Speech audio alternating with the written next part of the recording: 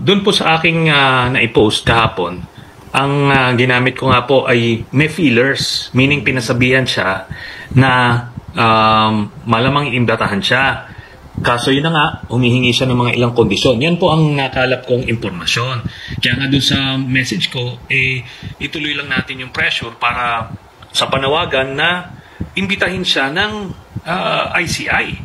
Para patas lang. Kasi ang punto ko nga, itong mga nangyari ngayon, yung mga iskandalong kinamumuhian ng mga kababayan natin, nagsimula ito nung panahon nila Duterte at si Bongo mismo ang nasa likod ng mga key players dito. Si Bernardo, na ito ang arkitekto nung modus na yan, siya ang nagtalaga noong 2017. At si Diskaya naman, ito yung kapartner nung kanyang tatay na kontratista.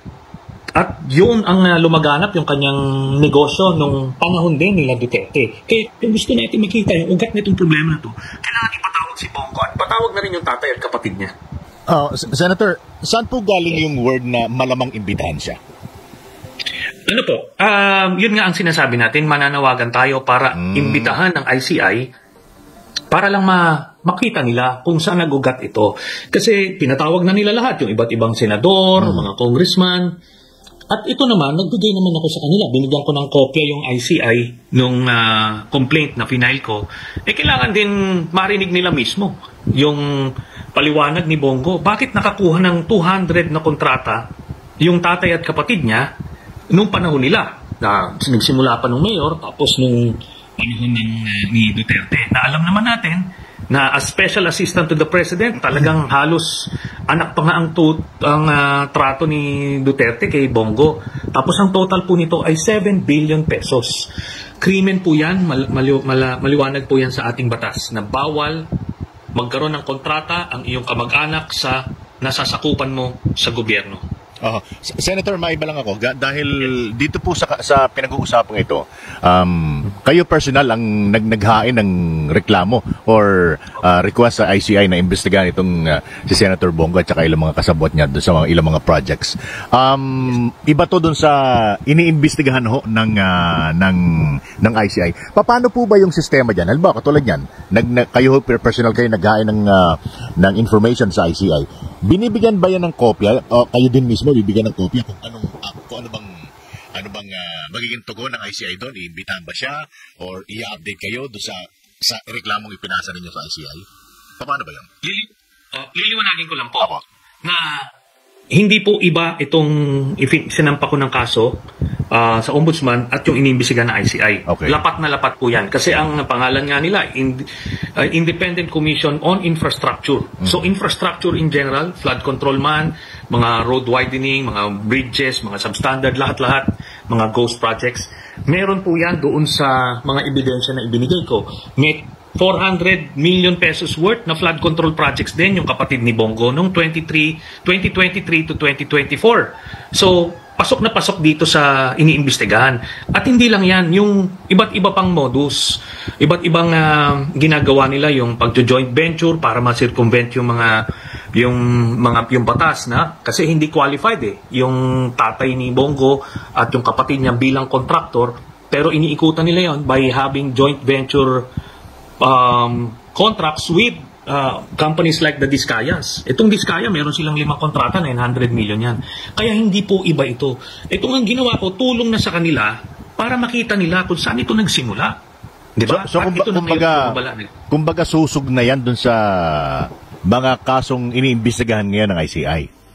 Opo, lapat na lapat po ito. Tapos ito, hindi na tayo naghahanap pa ng kumbaga testigo na sasabi na ang nasa likod ng contractor na ito na Diskaya ay si ganito. Ito hindi na, kasi alam mo na yung tatay mismo ni Bongo. So mas madali ito, tapos ano ito dokumentado, pirmado ng tatay at kapatid niya. 200 contracts po ito At bawat isang kontratang pinirmahan nila ay violation sa batas. Kasi ito po nakalagay, kasi sinasabi ni Bongo na hindi ko naman inimpluwensyahan yan, wala naman akong kinalaman sa negosyo ng tatay at kapatid niya. Pero ang nakalagay po sa batas, bawal makipagkontrata ang kamag-anak mo hanggang 4th degree of consanguinity and affinity.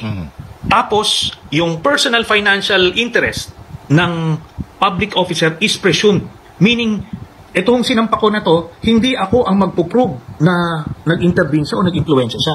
Kung hindi siya ang magpo-prove kung na hindi niya inimpluwensyahan at hindi siya nag-intervene. Yun ang problema niya kasi bago nagpresidente si Duterte, wala ni isang kontrata na pang-national yung tatay at kapatid niya. Pero nung naupo sila, mahigit 100 po yung nakuha nilang kontrata. Magkakaroon ba kayo ng pagkakataong malaman kung talagang may imbitahan si Senator Bongo o mag-aabang na lang kayo sa mga lalabas sa balita na manggagaling sa ICI? Baka malaman din naman natin in advance, pero sabi ko nga, itulak natin yung pressure na ipatawag siya para makita ito pagkakataon niya to para malinis yung pangalan niya, di ba? Kasi kung wala siyang kinalaman talaga dito, yun yung pagkakataon niya para ipaliwanag yung side niya. Yun nga po, naulinigan niyo po ba kung ano yung rason, kung yung mga hinihingi niya? Kasi parang nabanggit niyo po kanina, merong hinihigi na kondisyon. Ano po ba yung, alam niyo po ba kung ano yung kondisyon na kanyang hinihingi? Nung pinasabihan daw na baka imbitahan siya, ayaw umattend. Unless daw kasama daw niya yung ilang senador na pwedeng tumulong sa pagdepensa sa kanya. So ang minention niya ay si Bato at si Amy. So yun yung mensahe niya. Hindi naman pwede yun. Hindi ka naman grade 1 na kailangan mo ng chaperone sa mga ganyan. Senador siya, he should be able to defend himself. Pinapunta na dyan si Senator Chis, pinapunta na dyan sina Senator Villanueva, humarap sila bakit din niya gayahin yung mga kapwa niya senador, no? Oo. Nagpakita ng sa ICI mismo, hindi na kinakailangan At saka nagkusa, maski si Senate President Vicente Soto III. Nung banggitin yung mabanggit yung pangalan, mabanggit ang Senado, pumunta sila mismo, voluntary nagpunta doon, di ba? Bakit din niya gayahin yun? Yun na nga po, ibig sabihin may tinatago. Maliwanag po yan. Kasi kung wala kang tinatago, wala kang maanumalyang kontrata, ano naman ang pwedeng ika-damage sa'yo ng mga tatanong ng ICI? Di ba? Pero alam niya na meron. Kasi maliwanag na maliwanag ko. Yung ordinaryong Pilipino naiintindihan po na krimen yung ginawa ni Bongo na inaward sa tatay at kapatid niya yung mga kontrata na bilyon-bilyon na halaga. In the first place, ang kinalaman na Senator Amy tsaka si Bato, para isama kalagkarin niya yun doon sa ginagawang investigation ng ICI, di ba? Siguro, baka kailangan niya ng may mag-aabogado o may mag-divert ng attention sa kanya. Kasi pag siya naupo doon, siya lang mag-isa ang sasagot. At maalala ninyo, doon pong pagkakataon na pinatawag ko yan sa Senado tungkol dun sa frigate corruption, talagang pinapunta ni Duterte yung buong kabinete niya. Tapos, hiniling niya sa mga kaalyadong senador na umattend din para hindi ako gaano makapagtanong kasi per round yan, mag-allocate ng 5 minuto doon sa ibang senador. So, kinonsumo nila yung oras na supposed to be gagamitin ko pang tanong. Pero doon mo makikita na talagang pinoproteksyonan siya ni Duterte. At mensahe niya sa kanila lahat na bata ko yan, huwag niyong papabayaan yan. Problema niya, nakakulong na si Duterte, wala na ho siyang sisilungan. Kaya for the first time in his life, very vulnerable po siya. Maiba din naman ako, former senator.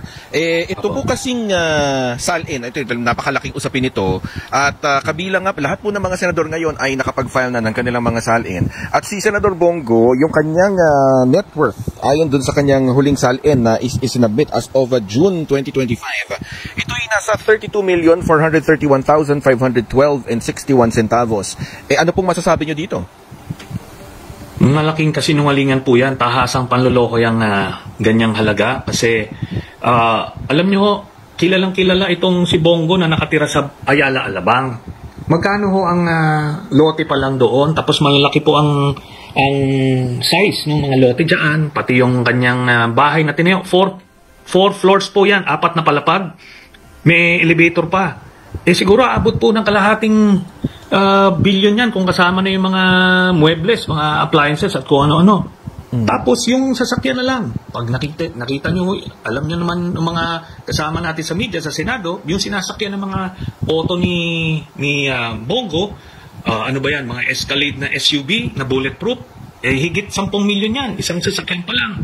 Merong mga backup vehicles pa, tapos hindi ho nagpepermiyan sa isang kotse, nagpapalit-palit yan. tignan nyo lang ho yung nasa garahe niyan sa bahay niya. Talagang doon pa lang ho siguro abot na ng 200 milyon sa kotse pa lang.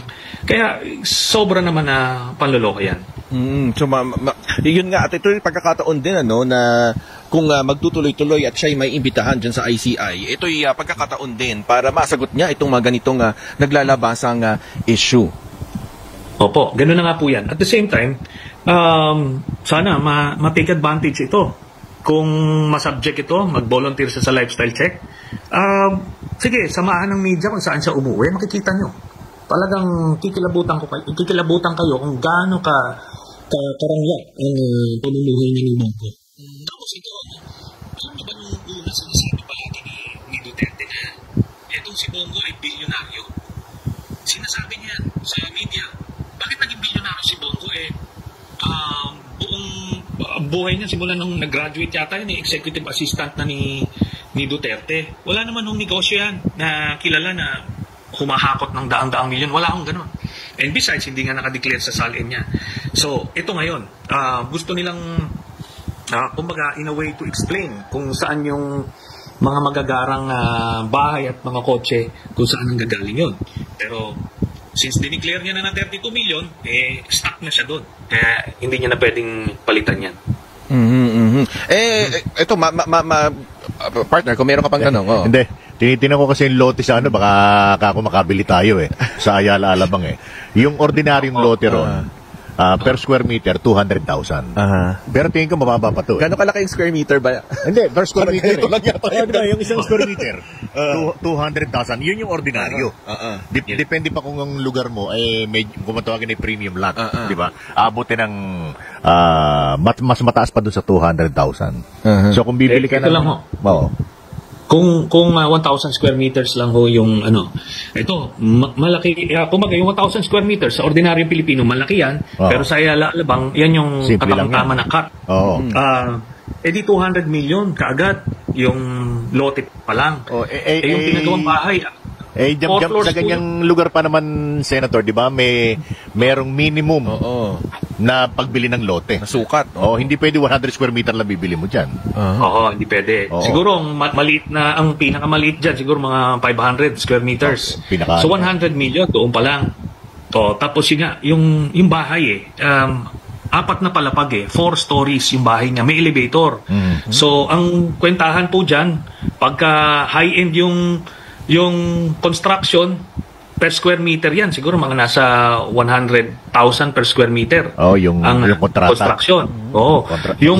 Kunyari, mga low-cost housing, pwede yan, mga 20,000, 25,000 per square meter. Pero yung mga high-end, kasi gagamitin yan ng mga flooring na mga mamahalin, mga marble o anumang finish. Actually, maliit na yung 100,000, Senator, sa ngayon, no?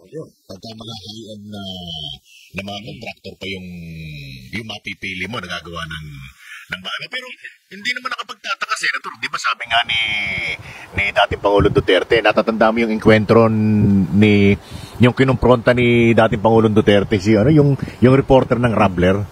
May kinalaman doon sa frigate. Ano pangalan? Si Pia Ranyada. Si Pia Ranyada, di ba? Di ba sinabi niya, bakit, mayaman ito Di ba sinabi ni, kuha sa camera yun di ba? Bilyonaryo nga po ang sinabi niya. Milyonaryo. Sa isang person, bilyonaryo yan si Bongo. Yun, hindi nakapagtataka makabili ng bahay sa Ayala Alabang, Senator. Yun na nga. Ang problema dito, siya mismo nagsabi, 32 million lang ang pera niya, ang assets and liabilities niya. Alam niyo po kung bakit? Kahit na totoong bilyonaryo siya, hindi niya pwedeng isulat yan kasi tatanungin ka Kasi yung ill-gotten wealth, pagka kinasuhan ka, ikaw ang magpo-prove na hindi ill-gotten yung kayamanan mo. Kasi tatanungin, ano ba negosyo mo? Saan ito? Titignan yung buwis. Nagbabayad ka ba ng buwis? Mas maraming krimen na mababiolate pagka ideklara niya yung tunay na wealth niya. Kaya ito ngayon, ginagawa, lolokohin na lang tayo lahat at ibababa yung kanyang sali. Lalabas tuloy, magiging tanong tuloy, credible pa ba yung paglalabas ng salin? Di ba? Kung ganyan din lang pwede po siyang maging instrumento kung dapat instrumento. meron pang ahensyang susunod na tipong, sige, ila-lifestyle check kita. Sa Singapore, meron silang ahensya, yung Corrupt Practices Investigation Bureau. Itong ahensya na to, under the executive branch, pagka may corruption allegation ka, ito ay pwede kang i-detain for 2 weeks na hindi ka makakalabas, hindi ka makakapagpiyansa. Tapos, papasok sila sa bahay mo, lahat po ng gamit mo doon iniinventaryo. Tinitignan nila lahat, pati yung sasakyan mo, kinikwenta lahat yun. Kahit hindi nakapangalan sa'yo, pero kung ikaw gumagamit, ikaw yung beneficial owner, kasama sa kwentahan yan. Pati yung mga alahas, yung ginagamit mong relo, pati mga baril, nakakwenta yan. Yun, makikita dito. Kaso wala tayong Ako hindi pwede sa ahensya atin. ganun. Kaya itong instrumento ng SALN, ito pang first step lang ito. Yan, nakikita ng media kung paano nanloloko itong mga taong ito. Kasi kagaya ni Bongo, no? Talagang alam nila na maraming pera ito. Pero hindi niya mapapaliwanag kung saan. Kasi sigurado ako hindi legal ang pinanggalingan ng pera na ito. Kasi nga, ito ang ginagawa nila na modus. Nung mayor pa lang si Duterte, ay kino-corner na nila yung mga infrastructure projects doon pa lang sa Davao City. Yun po. Parang sinasabi mo na, Senator, na mas naging big time nung nakalipas na 6 years. Yes. Ganun na nga po mismo. At hindi lang yun ang kanilang racket. Marami pang racket. Ito, lumabas. Yung sa Pharmaly, kasangkot din siya dyan. Yung sa pagbili ng Sinovac, kasangkot din siya dyan. Ang dami ho na mga pinagkakakitaan. So, kaya ganyan po. Dami niyang pera. Oo, Senator, marami na rin kayong aligasyon laban kay Senador Bongo.